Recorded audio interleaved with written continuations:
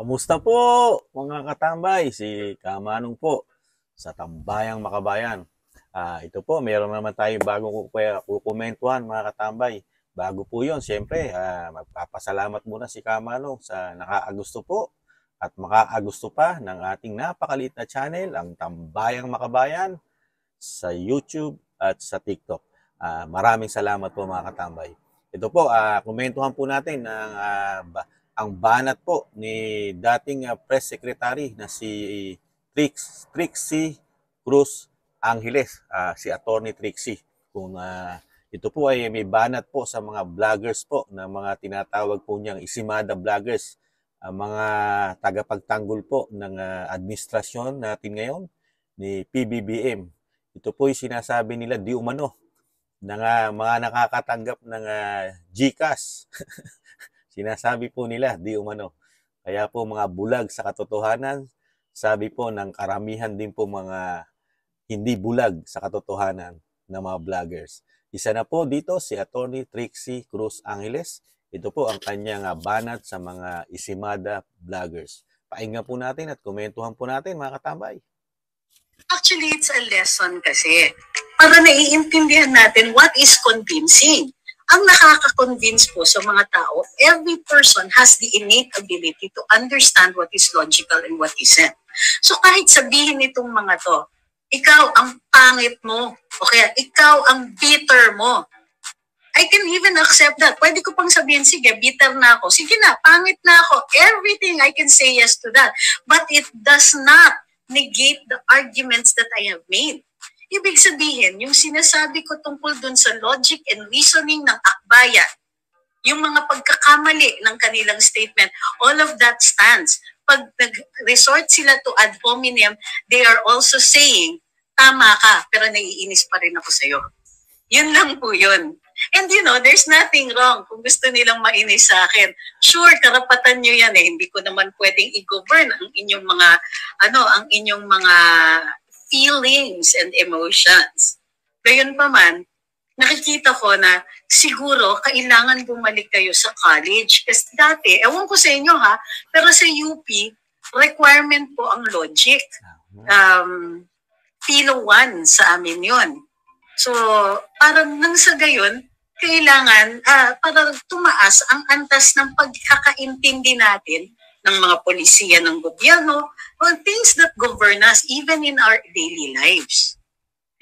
Yan po mga katambay, napakaganda pong pahayag ni Attorney Trixie Angeles po, ang dating napakaiksing panahon naging secretary po sa administrasyon po ni PBBM na press secretary, na biglang tinanggal sa pwesto di umano, na hindi malaman at hindi pa naman sinasabi ni Attorney Trixie kung ano yung mga mabigat na reason sa kanyang pagsibak o nag-resign. Siya po yung nag-resign. Hindi naman po siya totally inintay na siya tanggalin.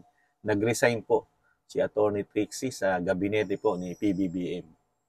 At yung mga malalalim na dahilan, antayin po natin sa mga darating na panahon at check na isang araw ay ibubulgar din po ni Attorney Trixie. At kung may alam po kayo mga tambay, baka nasabi na't hindi alam ni Kamano, pwede nyo po ikomento kung ano ang dahilan kung bakit nag-resign si Attorney Trixie. Pero ibalik po natin dito sa mga Isimada vloggers na talagang binabatikos na po. Then, kasama na po sa binabatikos si Attorney Trixie. Dahil po si Attorney Trixie ay napakaraming logic po sa kanyang isip, sa kanyang utak, at sa nakikita niya sa gobyerno. Kaya si Kamanong, ganun din po, gumagamit po din ng logic si Kamanong. Dahil nakikita ni Kamanong yung pagkakaiba ng dating nakaupo na presidente na si Rodrigo Roa Duterte. Ikumpara mo naman ngayon. Kaya makagamit ka ng logic kung paano magpatakbo ang mga presidente ng bansa. Yung sinasabing lumang Pilipinas na napakaganda ng 6 na taon, kahit nagka-pandemic, napakaraming sakuna. Na-handle niya na mabuti ang bansa at hindi bumagsak at hindi tumaas ang mga bilihin natin na sobra katulad ngayon, di ba? Kaya itong mga Isimada vloggers na bulag sa katotohanan at walang ginagawa kung hindi yung mga nakakita ng tamang pagpapatakbo ng gobyerno dati at ngayon hindi na nangyayari dahil napakaraming mga pumuputok na di umano yung mga You know, hindi maipaliwanag ng mismong mga mambabatas natin, ang taong gobyerno natin, ang mga natutuklasan sa kanilang mga departamento, di po ba? Pero ang mga esimada vloggers na enforcement ng administrasyon, di umano ngayon, talagang parang mga kabayo ngayon. Di ba? Sinasabi nga ni Kamanong lagi, parang mga kabayo may piring na isa lang ang nakikita. Kung sino yung sinasabi nagbibigay ng GCash, yun lang. Talagang ganun mga katambay. Kasi sa hirap ng buhay ngayon, talagang pati paninindigan mo, prinsipyo mo, sa hirap ng buhay, hindi natin masisisi ang mga isimada vloggers, di ba? Sa mahal ng bilihin, di ba? Nagtataas ang lahat at walang halos trabahong makuha sa ating bansa. Napakataas na inflation ng walang trabaho, di po ba? Talagang kaagatin po ng karamihan nating mga vloggers na may ambisyon din yumaman katulad po ng nasa administrasyon di umano ngayon na nagsisiyaman, di po ba mga katambay? Kaya po nakakalungkot lang po. Mismo, tingnan nyo, ang matalinong attorney na si Trixie Cruz Angeles, di mo, nakapagbitaw na. Itong mga esimada vloggers, walang mga logic ang ginagawa nilang mga pagbatikos, lalo sa mga nakakita ng katotohanan sa ating gobyerno, katulad ni Kamanong, ni Attorney Trixie, at marami pang iba na matatalino nating mga abogado na nakikita nila kung paano mag-function ng gobyerno ngayon. Ikumpara mo sa pag-function ng gobyerno ni dating Pangulong Rodrigo Duterte. Napakalaki ng difference, di ba? Pero sa kabila nun, di ba? Mahinay pa rin. Hindi pa rin na dinaan ni Attorney Trixie yung kanyang batikos at banat. Simpleng sipa, simpleng kick ang ginawa lang niya po sa mga vlogger, sa mga tinatawag na isimada vloggers o mga GCash vloggers, mga katambay. Dahil pinababalik niya po. Bumalik daw po kayo, mga vloggers na isimada, mga GCash vloggers. Bumalik po kayo sa college at pag-aralan niyo po, lalo sa UP, kasi sa UP, pinag-aaralan ng logic po, mga katambay. Tingnan niyo po, pagka kasi meron nga kinumento, titingnan mo yung pinag-ugatan, hindi yung mismo kung ano lang. Sabagay, hindi natin masisisi. Meron po kasi daw pattern yan Kung ano lang ang sabihin nung nagpapa-GCash, yun lang yung lalabas at lalabas sa kanila. Parang enforcement yan Siraan mo si ganito, puro Duterte lang ang lalabas sa bibig nun. O puro Kibuloy lang ang lalabas po sa mga isimada. O puro West Philippine Sea. Yun lang po. Di ba? Pabagsakin ng mga Duterte. Pabagsakin ng Kibuloy. Pabagsakin pa rin ng Duterte sa West Philippine Sea.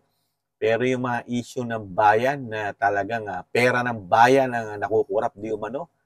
Bulag. Bulag po ang mga isimada vloggers po dyan, di umano. Pati yung mga GCash vlogger, wala po silang issue about sa korupsyon ng ating bansa at kahirapan. Wala po.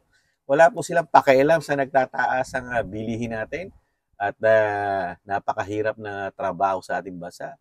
Palibasa nga, meron silang GCash buwan-buwan, wala silang pakialam sa problema ng bansa. Ang problema lang na ginagawa nila, isa lang, pabagsakin. Yun lang pinoproblema nila, pabagsakin ng mga Duterte. Ikabit sa West Philippine Sea na sila ang nagkakaproblema ngayon dahil nga naging tuta na di umano ng western ng ating pamahalaan ngayon, sunod-sunuran na lang. Kung ano sasabihin ng Amerika, di umano, di ba? Kaya buti na lang po, meron pa tayong mga kababayan katulad ni Attorney Trixie Angeles na nagbibigay po ng tamang pananaw sa atin, sa ating mga kababayan na hindi tayo makain ng sistema na ganitong sistema na lahat nakikita natin, laganap na lahat, droga, krimen, korupsyon, di umano, Tapos meron pang giyera na susunod tayo sa utos ng hindi nating kalahi, di ba? Pagka tayo sumunod sa sistemang ito, walang mangyayari sa ating lahat. Lahat tayo pupulutin sa kawalan. Walang mangyayari. Sila lang ang magtatagumpay na yung mga tinatawag na mga oligarko, naghahari na naman sila ngayon. Di umano, kumpleto na po. Sila'y masasaya po ngayon. Mukhang talagang ang ating bayan talagang sasairin umano, di umano. Sa pagkuha ng yaman ng bansa, sasairin nila. at ilalagay sa mga kanilang tinatawag na mga imbakan ng salapi. You know? Ganyan po. Pero ang mga Isimada vlogger, palibasay na GGcast, nada. Nada sa mga isyong yan. Araw-araw, pag nga nagbukas ka ng social media, lahat ng Isimada vloggers ang issue, Duterte, Ibuloy, West Philippine Sea. Wala nang nangyayari sa bansa. Hindi na nila nakikita ang laganap na droga. You know, naghihirap na bansa, nagtataas ang bilihin. You know, wala sa kanila yun. Kaya mainam pa. Mainam pa yung mga may logic, yung mga gumagamit ng logic, katulad ni Attorney Harry Roque, at Attorney Trixie Angeles, at marami pang vlogger. You know, si Sal Panelo, at si Kamanong, gumagamit din ng logic. You know, dahil nakita ni Kamanong ang mga presidente, inabot ni Kamanong ang mga presidente. Magmula po sa Marcos Sr., inabot po ni Kamanong yan. Hanggang sa Marcos Jr., inabot po ni Kamanong ang kanilang pagpapalakad at pagpapatakbo sa gobyerno. Kaya nakita ni Kamanong, sa maiksing panahon lang ni Pangulong Duterte na 6 na taon, dinaig pa yung naka-21 taon, naka-10 taon, naka-6 na taon ng mga presidente sa dami ng nagawa. Kung ibabase mo sa Marcos Sr., 21 taon na nungkulan po yun. Pero itong 6 na taon lang, na bagsak ang ekonomiya, bagsak ang bansa, walang progresibo. Nung siya mo po, dumami ang progresibo, dumami ang mga proyekto. Pero ngayon, yung pumalit, halos walang budget. Sinabi na mismo, ibabalik ko lang ulit, mismong kapatid na Senadora Amy Marcos ang nagsabi, halos zero ang budget ng mga proyekto ng gobyerno nitong 2024. Nakakalungkot, di ba? Pero mga Isimada vloggers, tahimik. Walang issue dyan. Kaya, Attorney Trixie, sana po, ingatan po kayo.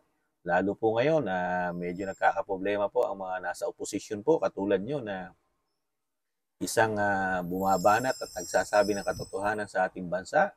Ingat-ingat po. At kailangan po kayo ng bansa, Attorney Trixie Cruz Angeles. Yan lang po ang komento ni Kamanong sa tinura ni Attorney Trixie Angeles. You know, maraming salamat po mga katambay at ingatan nawa po kayo. At lagi nagbibiling si Kamanong. Mahalin natin ating bansa. Siyempre, mahalin natin yan. Pero wag natin dadalhin sa giyera. Hindi natin kaya. Pakikipag-usap muna.